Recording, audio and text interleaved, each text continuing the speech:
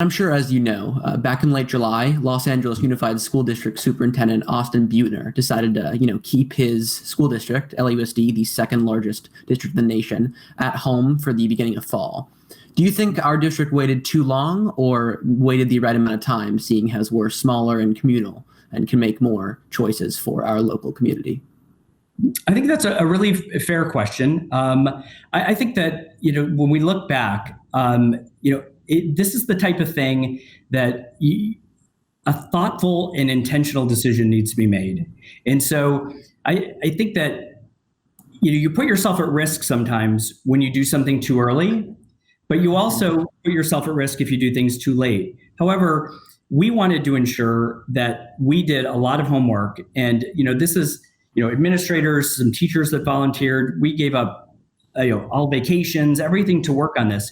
And I'm glad that we did, because, whether the decision came a little bit later or not, and if you think about it, it was actually Governor Newsom that made the final decision that, that we would not be in session at all, even a hybrid model.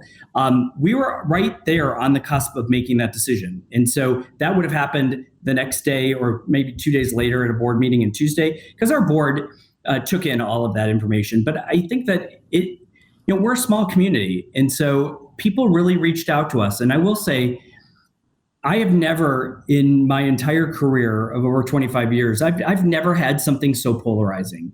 In fact, there's conflict that follows the type of decisions that I have to make in the superintendency every year. But nothing like this, where the extremes, where you have somebody that's ready to send their kids tomorrow to school with all other kids, all activities, just like it was last February. And then you've got people that have already said, look, I'm sitting out for a year and I'm not coming back. So don't even think about, not providing my family something, because we're out for at least a year. So when you think about those extremes, it makes decision-making a lot harder. And the other thing that I'm going to say about that is the last major thing that we did in our school district was reconfiguration, changing from a K-8 model to elementary and then middle school.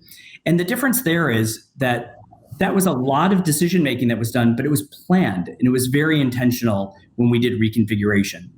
This has been changing every single day. So I don't think that it is at all I think it's a fair critique, but I think at the end of the day that we were really thorough in our decision making.